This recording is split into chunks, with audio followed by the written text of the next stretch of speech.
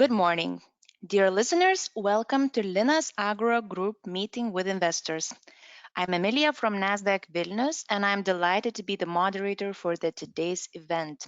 We will start with a presentation from the management, which will be followed by the Q&A session. And as always, I encourage every one of you to ask questions during or after the presentation in the question box of your screen. With that said, I'm pleased to introduce today's presenter, the Chief Financial Officer, Mažvydas Šileika. Mr. Šileika, please, the floor is yours and good luck. Good morning, everyone. Thank you for joining Linas Agro Group investor webinar for the first half of financial year 21-22. Please bear in mind that the presentation has and expresses forward-looking statements, has alternative ratios, so please examine them critically and don't highly depend on them because they're subject to market conditions. My name is Mažvydas Šileika and I'm the Chief Financial Officer of Linas Agro Group, and I will present today the latest developments for the group and the first half of the year. A short snapshot of the group, how it looks now, and on the right hand side of the presentation you can see the main strategic shift and the result which happened in the group after the acquisition and in the first half of the year is that we closed the circle of strategic business initiative, meaning that we now operate from field to fork, and we are covering all significant parts of the value chain when producing food and supplying farmers. The group has now around 5,400 employees. The latest market capitalization is around 152 million euros. Latest consolidated revenue for the first half of the financial year is around 856 million euros, which gives us a 39.2 million in consolidated EBITDA, excluding IFRS 16 result. The balance sheet has increased a lot and it stands at 805 million euros. Capital ratio for the first half is 28%. And of course, we still remain operating in 5 key activity segments, which will be discussed today even in more detail. We traded 1.9 million tons in various grains, feedstuffs, and other additives. We increased our storage capacity more than double, and now we operate 564,000 tons of storage capacity, which is actually owned by us. The land owning position of the group hasn't changed a lot, even though we sold some land plots. We also bought them during the period, which gives us a bit more than 18,000 hectares of arable land, which close to 6,000 is actually owned by us. Key developments in the group since the acquisition of Kauno Grūdai portfolio. We have also closed another acquisition of Agro Logistics Service, which then gives us a full picture of the business we wanted to take over in that area. You can also see that our projected revenues are around 1.4 billion for the full financial year. It's very hard to say where we will end up because the financial markets and as well as the commodity global energy markets are very volatile these days. It could be that the increase in prices will give us even a higher figure in terms of sales volumes. But let's wait, bear that in mind, and we will see where we end up in June. The group now owns and controls 75 companies in 7 or 6 different countries. Mainly, of course, we operate in Lithuania, Latvia, and Estonia. However, with the acquisition of Kauno Grūdai, we have now companies in Russia, Belarus, Ukraine, Poland, and we also have 2 joint ventures in Netherlands. We have added the majority of the companies in grains and feedstuff and agro inputs segment, which gave us additional 8 companies. Food segment received additional 12 companies.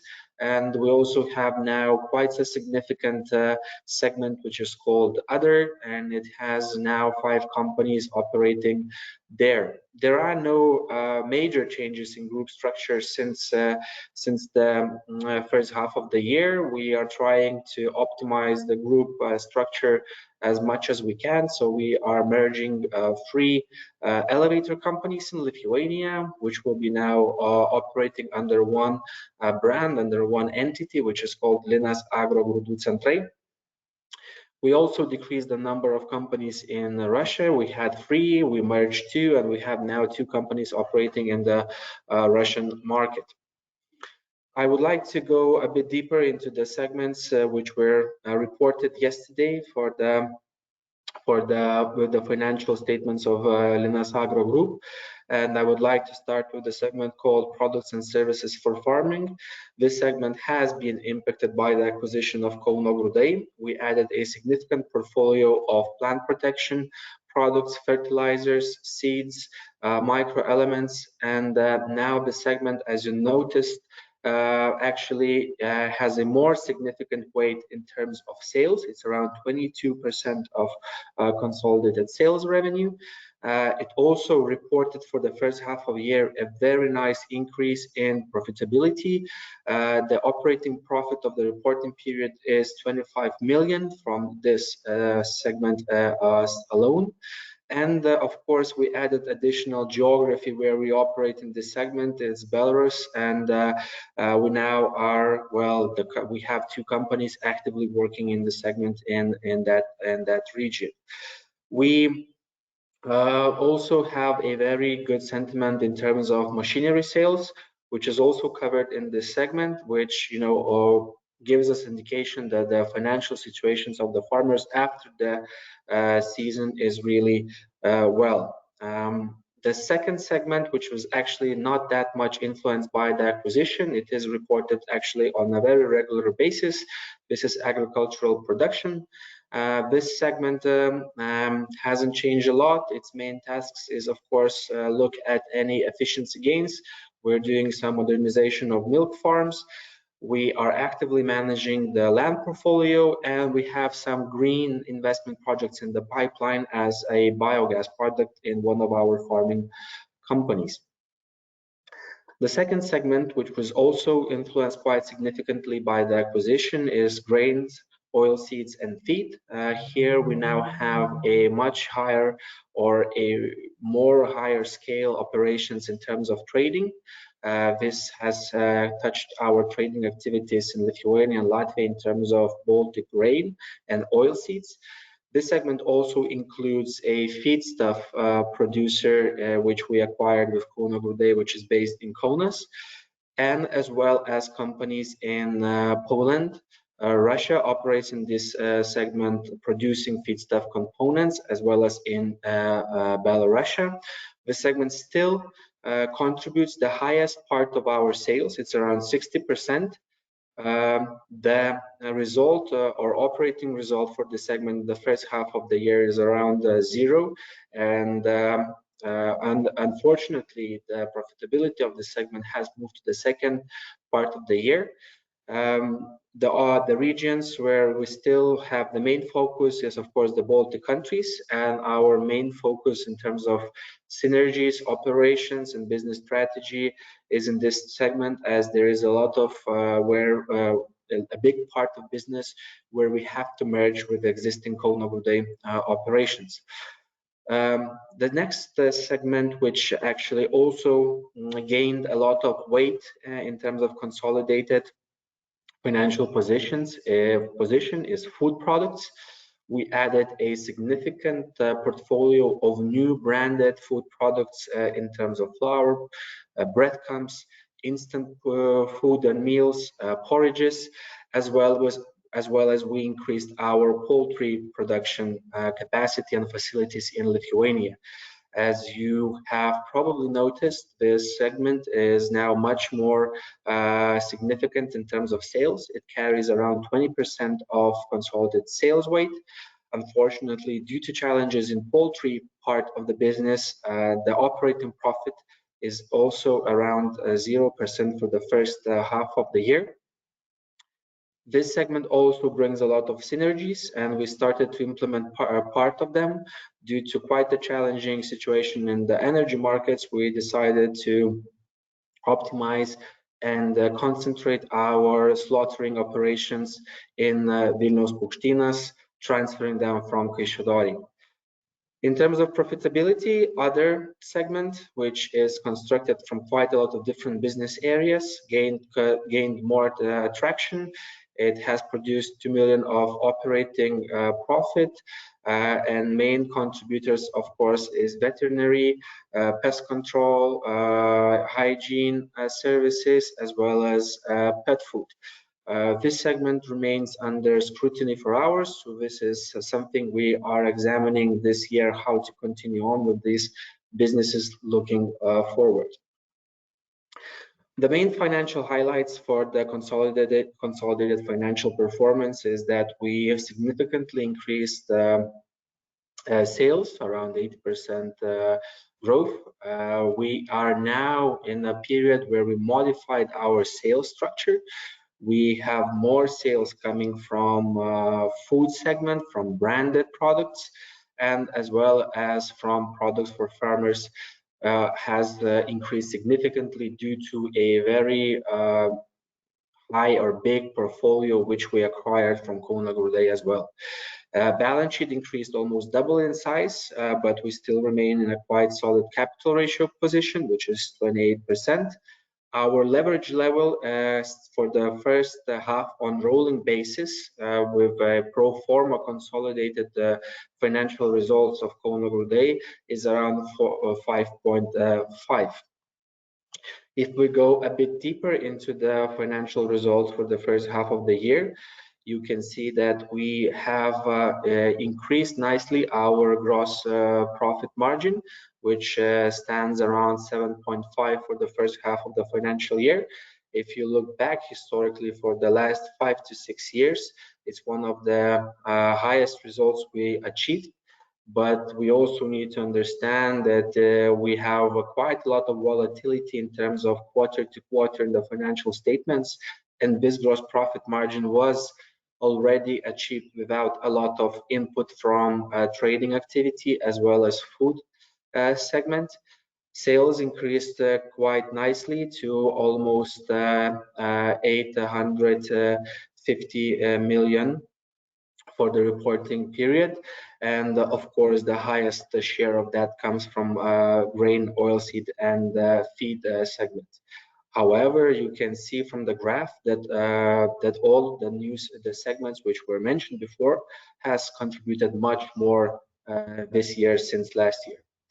Operating profit as well grew nicely to 2.7% and has been the highest in the last 6 years. The main contributor for the first half is products and services for farmers. Main parts are fertilizers, plant protection parts, seeds, microelements, and agro machinery.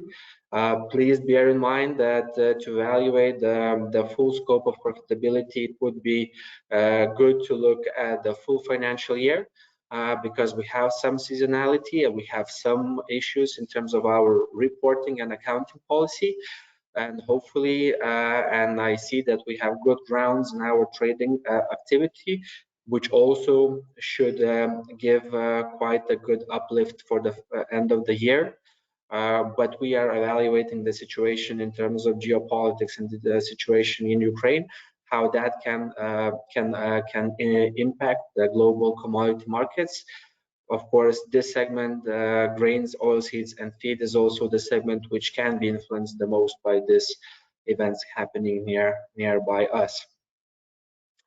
OPEX, in terms of our operating expenses, we still carry a bit more operating expenses due to acquisition for the first half of the year. We had and we are ongoing with some reorganizations in the group, which carries additional cost for us.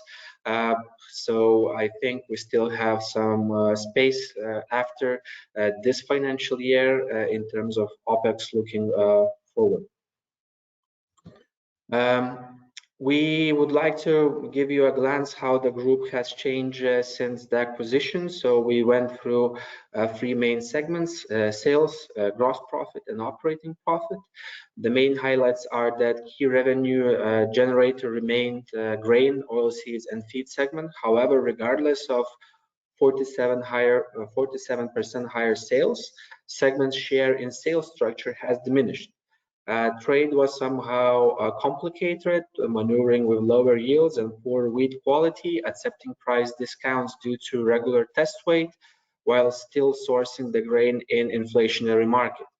Due to favorable stock position, management expects profitability to be restored towards the closing of the full financial year, subject to the situation ongoing near our borders. As intended with the purchase of KG Group, food segment share became more visible in total sales portfolio, yet due to loss-making poultry business, the sales share is around 70% of the whole segment in poultry.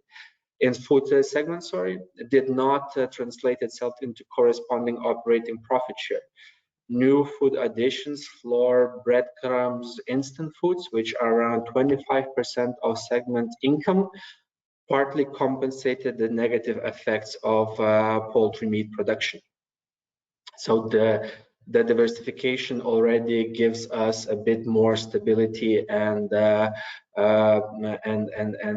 profitability. Products and services for farmers were dominating the scene, while sales increased by 50%. Stronger or moderate growth in all subcategories, which were mentioned by me before. The operating profit scored almost 5 times, or it increased 5 times, mostly thanks to higher profitability in fertilizers, plant protection product sales. And this is nicely represented in the graph on the left-hand side for you. The balance sheet has increased a lot, but however, the highest contributor still comes from current assets. The current assets almost increased 3 times, which shows that we are still a significant trader. We also need to hold quite high inventory for our production facilities. Majority of our short-term lines and our majority of our debt still is used to finance ready marketable inventories. Equity position of the group is 223 million, and our capital ratio, as mentioned before, is still solid in this position, and it's 28%, which will of course increase towards the end of the year when our trading activity shrinks and our balance sheet shrinks. 12 months adjusted rolling EBITDA or pro forma consolidated EBITDA with Kauno Grūdai is around 57 million euros, and our net debt to EBITDA goes at 4.5 times. Group has around 370 million in committed factoring and credit lines as of end of December 2021, which fully covers our needs for our trading operations. During the first half of the year, group made around 10 million of investments, and they are mainly done in our agricultural production segment, and as well as grains products and services for farming. I would like to go a bit deeper into each of the segment and put some highlights on of the key activity trends. So products and services for farming. We are putting quite a lot of effort to geophase. We are installing new functionalities. We put the monetization on this project a bit on hold. We want to put a bit more features into it before going live with the monetization. We have increased our storage capacity for fertilizers and plant protection with the acquisition of Kauno Grūdai.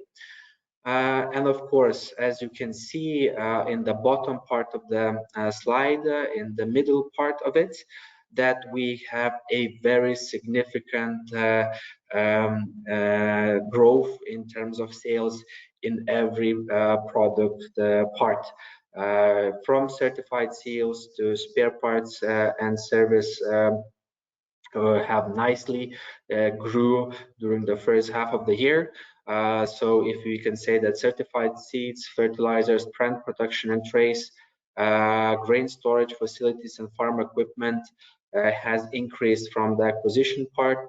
Agricultural machinery sales, parts and services have grew organically nicely during the period.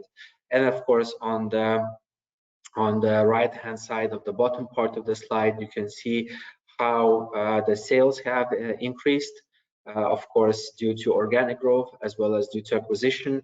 And the star of the first half of the financial year in terms of profitability is, of course, this segment delivering 25 million in terms of operating profit. Agricultural production segment. This segment has not been impacted by the acquisition of Kauno Grūdai. We have harvested 19% less of crops in terms of tons compared year to year. Biggest loss, of course, is on the summer plants due to the heat in June. Despite of a bit higher number of cows, the volume of milk produced was somewhere slightly lower in terms of tons. However, due to better quality parameters and of course quite significantly higher milk prices, we have a very significant growth in terms of sales in milk. Operating result as well includes 600,000 gain from sales of agricultural land. This was reported in a separate event. For the harvest of full year 2021-2022, over 10,000 hectares were sown. At the end of the reporting period, winter crops were insured and their quality was assessed as very good or good.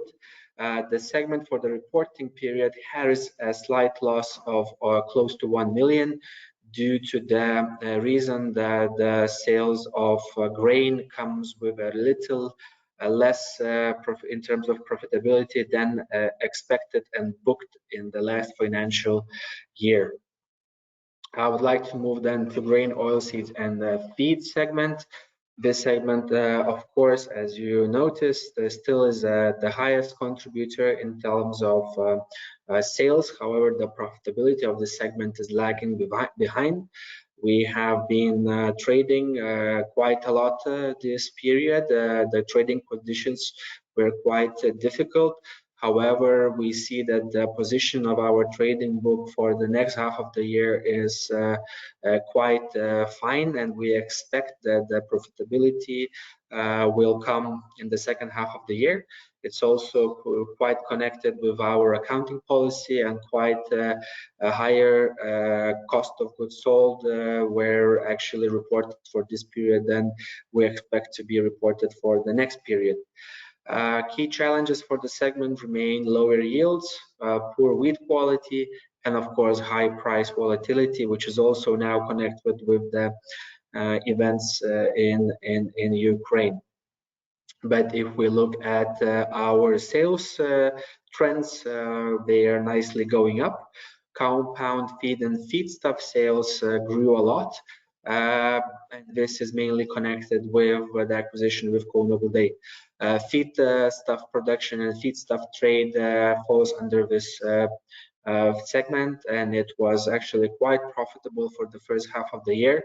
However, it was overshadowed by the loss-making activity and the trading part. The last and significant segment is food products, and this segment added the new profitable food additions after the acquisition of Kauno Grūdai: flour, breadcrumbs, and instant food. But however, loss-making poultry business due to overproduction in Europe, as well as low prices of pork substitute. Current poultry price does not cover elevated expenses. This segment was also hit hard by the sharp increases of energy prices, especially in gas prices.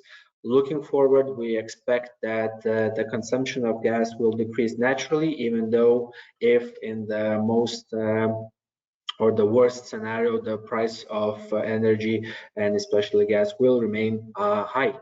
Optimization efforts, we are looking for synergies and of course trying to optimize the current situation. After the reporting period, we announced that we are shutting Kaišiadorių Paukštynas slaughtering facility, transferring everything to Vilnius Paukštynas, which of course will give us more scale and more efficiency per slaughtered unit. The sales of the segment increased by a lot, and it was driven both by poultry sales. Poultry sales increased organically, as well as due to the acquisition of Vilnius and Kaišiadorių Paukštynai.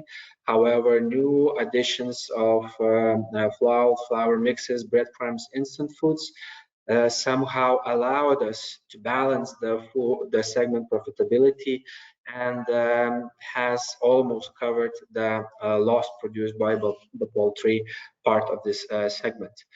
Other activity, a few highlights here. It has produced a significant uptick of sales. It produced quite a visible operating profit of 2 million. However, this comes from various parts of the group. It would be hard to specialize or emphasize at least one of them, but of course this is veterinary services, pest control, disinfection, and in some part pet food. Drivers for this second half of the year, of course, we are working hard to obtain synergies of post-merger with our business and agriculture inputs business, as well as trading. We announced that we are transferring trading business and products for farmers and services for farmers business from Kauno Grūdai to Linas Agro. We don't want to have competing activities in different areas or different companies in the group. So we will concentrate this part in Linas Agro AB. We have a very high sustainability focus in the group. We are working on our sustainability strategy going forward. It will be announced as soon as it will be finished. We have quite a nice pipeline of green projects, green investment projects for the group. We will further developing geophase. We are putting new features into it, and we are not abandoning our plans to monetize it when it is ready. As you noticed, we are actively managing our land portfolio. So we are selling some land plots, but we are also acquiring them. So the total amount of land managed is quite stable, and winter sowing crops are considered to be at a good condition at this point. Yesterday, we announced that we are replanning our group activity and operations, and we will halt and we will stop trading with Russian and Belarusian counterparties, and we will search for new suppliers as well. This, of course, will take a bit of a time, and we need to reorientate our business as due to geography, due to the business activities, there were connections with that part of business, which is mainly in soft commodities, meaning vegetable oil and various meals. But we see that this part of the business becomes very risky, and of course, due to the events, this is becomes very complicated. We also have some activities in Ukraine. They are really very limited in terms of assets. We don't own any assets there. We don't have any credit exposure there. However, we have trading relationship with Ukraine, and we still have some goods in transit with that country. And this is all from my side, and I will be happy to take your questions now. Thank you. Thank you very much for the presentation. And as we are proceeding with the Q&A, please do not hesitate to send in your questions in the question box of your screen, and I will read them out loud. So let's proceed. And the first question would be as following. What is the influence of Russia war to Ukraine on LAG future results? What are the key risks there too? Thank you. Thank you. It's a very good question, and we are working on this part of our risks constantly since it started. We have identified for now what can be the significant in terms of our activities. We are trying to put some numbers on that possible risks. So I would not be now. I wouldn't like to spill out some exact numbers, but in any way, as of now, as the current situation, we don't see that it might be significant for the group overall. The areas where the risks come from for the group are the following. We have some advance payments made for those three countries in terms of Russia, Belarus, and Ukraine for the goods which are in transit. There are some goods which are being paid for and as well are in transit. And we don't think that they will all stop or won't reach Lithuania. Some of them will definitely reach or have already reached us. So this is quite dynamic and it is decreasing already. We have also some risks in connection with the entities we own in Russia and Belarus and Ukraine. As I mentioned recently, we don't have any assets and credit exposure in Ukraine, so we are not under some sort of a balance sheet risks or investment risks there. In terms of Russia, we have two operating companies there. And there are some, or there historically has been some supply from the group here, but we have put them currently on standalone basis. So Russian companies are working completely on standalone basis. In terms of Belarus, there is some sort of a similar situation. So we have put the companies on standalone basis there. They are fully equipped to do that, but the group has still some receivables from those counterparties.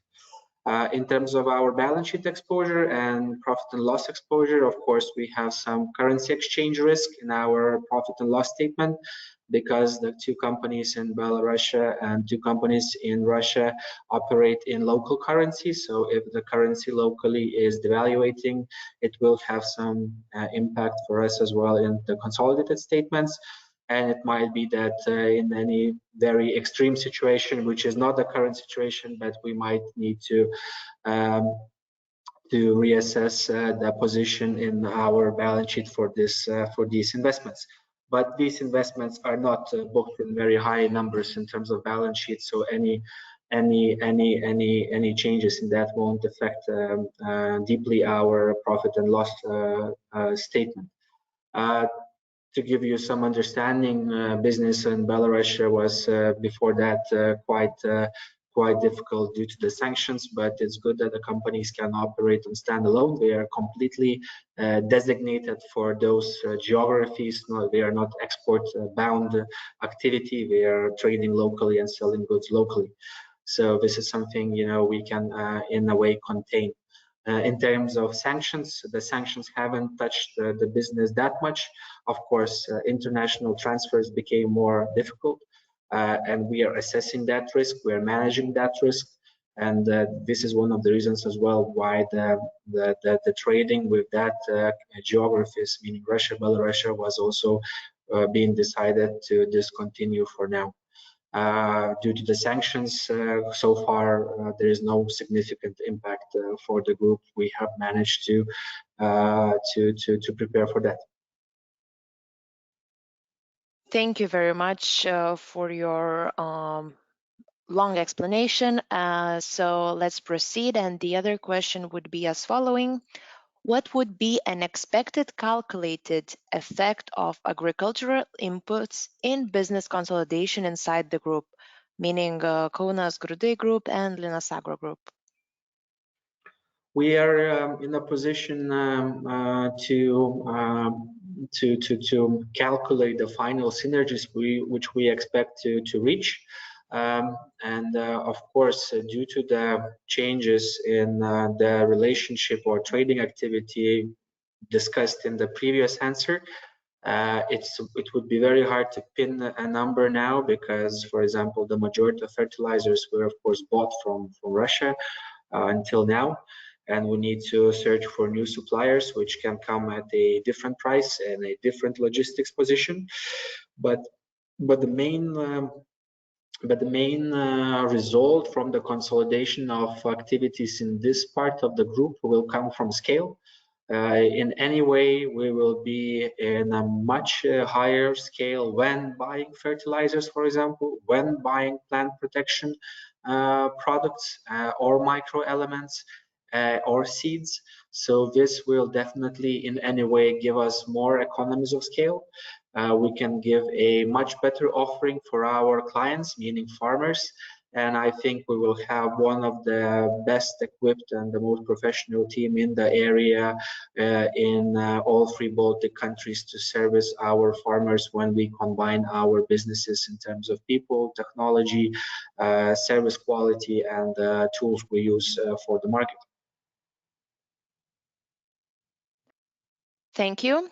Another question that we received would be regarding the dividends. So, are you planning to pay dividends for the financial year 2021-22 profit? Thank you. I would not like to comment this now because we still need to close our financial year and we need to incorporate any possible risks due to developing situation with the war in Ukraine and the possible sanctions. However, as communicated before, after the acquisition, group would like to and is putting effort to restart paying of dividends, which was halted previously for 1 year due to very poor financial performance, and for the last 2 years due to the acquisition of Kauno Grūdai. So because group before that was paying dividends, that was the policy of the group and the group management. Thank you. And what impact do you see on your Russian business during the year in top and bottom lines? Thank you. Top and bottom lines will be influenced mainly by the foreign exchange fluctuations, because now the local currency ruble has devaluated, decreased in value quite a lot. We will see what's the number will be for the next reporting period. However, and that will be the main influence because the business operations, the business sentiment, and the sales and profitability, which is now being booked in the company in Russia, are very strong because the companies there are market leaders in respective segments. They are working in segment related with feed production, which is highly related with food segment, with food industry, which of course is a strategic of strategic importance for any country. And the sales of food or locally in Russia are doing fine. So in terms of activity, the company is doing really good. However, top and bottom line can be impacted by the value of ruble, which for me to estimate now is quite hard. Thank you. And will you have an extra revenue from raising grain prices now, please? We possibly might have, because we still had a position of inventory in grains, in wheat especially, and as well as in rapeseed. The prices are increasing, but the margins for the grain needs to increase as well, which is not always the same thing. But due to the short supply from Ukraine and Russia in these segments, we see that there is a very big uptick in activity from buyers, which we hope will lead as well to higher profitability from this situation. Thank you for your answer. And could you please explain where the loss in grain segment come from, and what is its size, and what is your action to avoid it in the future? Thank you. I would probably split my answer in two parts. Some loss which is shown in our books for the first half of the year is due to our accounting policy or reporting policy, which we are also reevaluating to be changed maybe for the next financial year. We won't change it during this financial year as it is being reported. So there is some artificial loss connected with the cost of goods sold, which is attributed to specific sales, meaning that some of the cargoes were, for example, loss making. But if you look or what we expect for the end of the year, on average, it will be profitable. So this is basically how we attribute our cost of goods sold to our sales. So this is one part, and this is as well, connected how we account our hedging activity. We had some hedging activity losses which were booked for this half of the year. However, the grain will be sold for the next half of the year, and that will be offset, of course.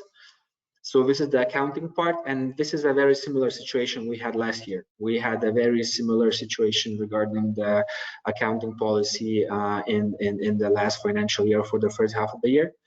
The other part of the answer would be that for the third year in a row, we see that the trading activity moves more towards the end of the year, meaning that we still sell much more grain and feedstuff in the end of the financial year than we do in the beginning of the financial year.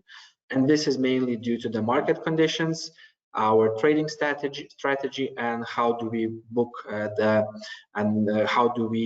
book and we manage our trading books. So of course, our all forecasts and plans might be influenced, and it's a very big disclaimer due to the geopolitical situation and the volatility in the markets.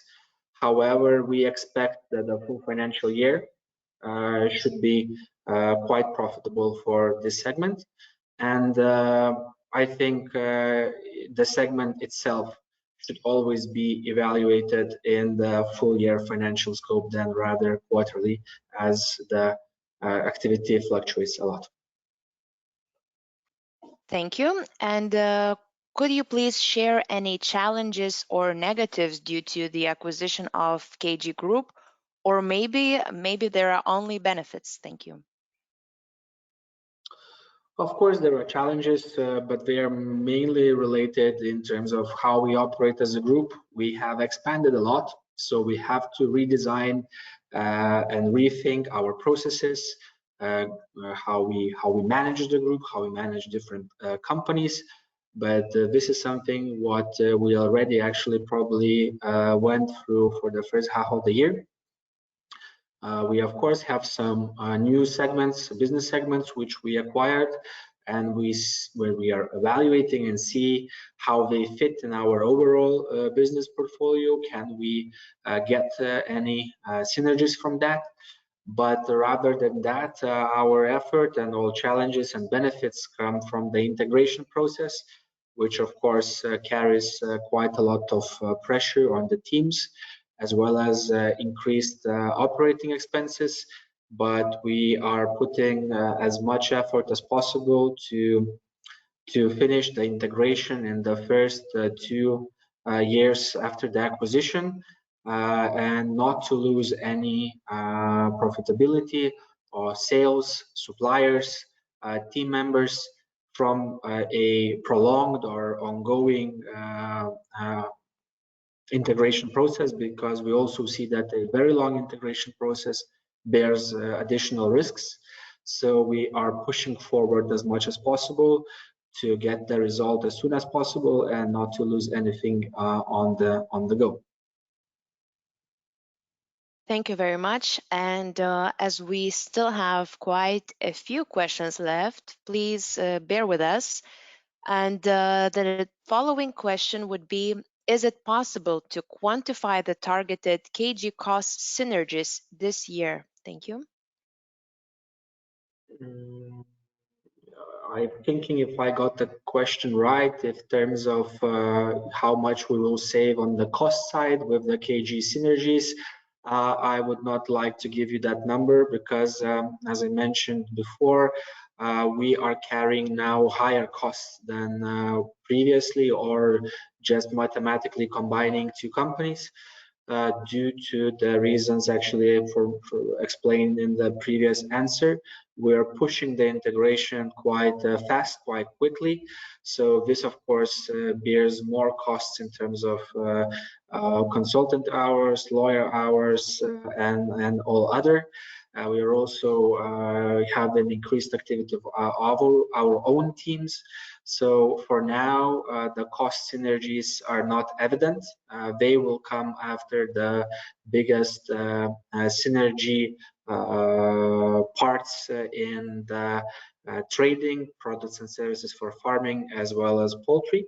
So when we will have moved or concentrated the businesses where we are designed them to concentrate, then we will be able to evaluate final cost savings and present them for you. Now they are not evident in our books for the reasons explained before.